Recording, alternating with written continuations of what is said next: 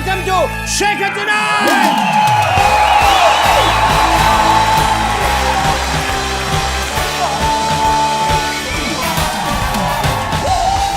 ये कॉकरोच भी अजीब प्राणी है, कहीं भी पहुंच जाता है। आप देखिए ना, पिछले दिनों दिल्ली पहुंच गया और जब पहुंचा तो अकेला नहीं पहुंचा, हजारों की संख्या में पहुंचा।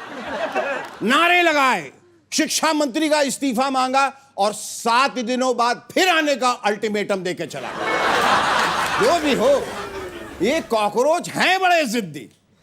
All I can say, well done cockroaches, well done। पर एक बात है, डोंट माइंड, शुरुआत तो अच्छी है लेकिन डोंट गेट ओवर कॉन्फिडेंट। पहले ओवर से गेम का अंदाजा लगाना मुश्किल होता भैया। ये कॉकरोच वो ऊंट है जिसका पता नहीं वो किस करवट बैठेगा। भीड़ तो इकट्ठा कर ली लेकिन कहीं इसका हंसी ठट्ठा ना बन जाए, क्योंकि एक खबर यह भी है कि दोपहर 3:03 पर कॉकरोच का मुखिया दिल्ली की तपती लू की वजह से औंधा हो गया। बताइए, अमेरिका से आए कॉकरोचेस दिल्ली की गर्मी नहीं झेल पा रहे हैं। हाँ, ये दूसरी बात है कि दिल्ली भी अमेरिका की गर्मी नहीं झेल पा रही।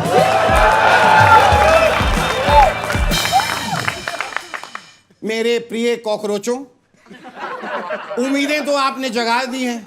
अब आपसे बस इतना आग्रह है, निवेदन है, जंतर मंतर से छू मंतर मत हो जाइएगा, मतलब पलट मत जाइएगा, क्योंकि जंतर मंतर का पलटने का पुराना इतिहास। देखिए ना, केजरीवाल जी यहां से कह के गए कि राजनीति में नहीं जाऊंगा, फिर पलट गए। बोले सरकारी मकान नहीं लूंगा, नहीं नहीं नहीं, फिर पलट गए। बोले सरकारी गाड़ी नहीं लूंगा, फिर पलट गए।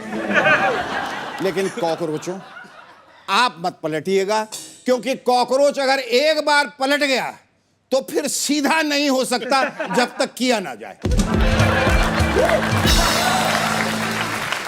बस एक सलाह है हमारी कि जिंदा लोकतंत्र में आवाज जिंदा रहनी चाहिए। मानना है तो मानिए, वरना औंधे पड़े पड़े हाथ पैर मारते रहेंगे, फिर आपका झाड़ू भी कुछ नहीं कर पाएगा। Ladies and gentlemen, our guest on Shaker tonight is actor Manoj Bajpayee. But before that, please give a big round of applause to our sensational, amazing band, the Bandstand.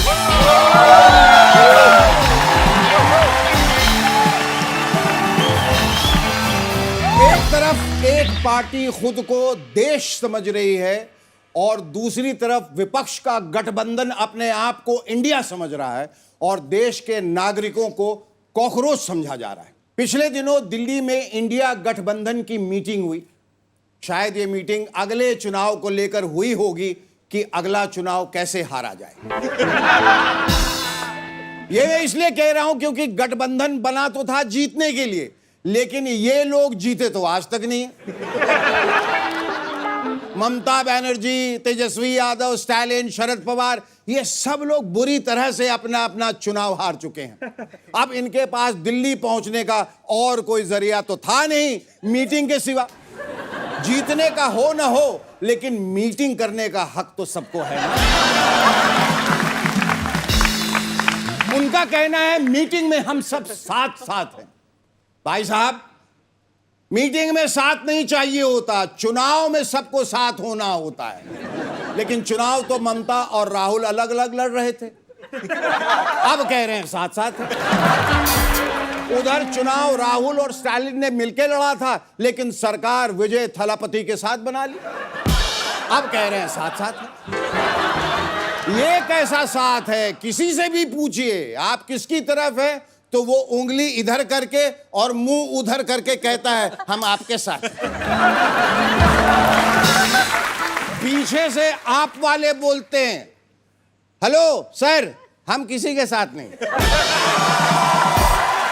हो सकता है ये मीटिंग गम हल्का करने के लिए बुलाई गई हो, जहां पर सब हारे हुए लोग एक दूसरे को देखकर दिलासा दे सके और उन्हें लगे कि हारने वाले हम अकेले नहीं। अरे ममता दीदी, ए ममता दीदी, आप क्यों इतना परेशान हो रही हैं? आपसे बुरा तो मैं हारा हूं। अरे तुम तो सिर्फ हारा है, हमारा तो पार्टी बर्बाद हो गया। आधा इधर आधा उधर, बाकी किधर अमित जानी ना सत्य। पीछे से जब उद्धव ठाकरे जी खड़े हुए तो उनको देखते ही ममता जी अपना गम भूल गई। बोली, আপনার दुख देखे আমি নিজের दुख भूले गेलाम सत्य। पीछे से अखिलेश यादव खड़े होके बोले, आप लोग तो अपनी हार का रोना रो रहे हैं, मुझे देखिए, मेरे यहां तो अभी चुनाव भी नहीं हुए हैं, मुझे तो अगले साल हारना। पीछे से खड़गे साहब खड़े हुए और खड़कते हुए बोले, तुम टेंशन बिल्कुल मत लो, हम सब लोग मिलकर मजबूती से तुमको हरवाएंगे। देखिए क्या जमाना आ गया है। एक टेलीविजन न्यूज एंकर ने ऑनलाइन टीचर्स को चीट कहा, माफिया कहा, यहां तक कि 2 कौड़ी का कहा। देखा जाए तो सही कहा। मुझे भी लगता है ये कोचिंग टीचर्स ही गलत है। बताइए, बच्चों को पढ़ा पढ़ा कर बच्चों का भविष्य खराब कर रहे हैं, जबकि उनको पता होना चाहिए कि बिना पढ़े लिखे ही ऊंचे ऊंचे ओहदों पर पहुंचा जा सकता है, फिर भी पढ़ा रहे। हमारा इतना बड़ा देश, इतना बड़ा मंत्रालय और इतनी बड़ी शिक्षा व्यवस्था, लेकिन खामी कौन निकाल रहा है?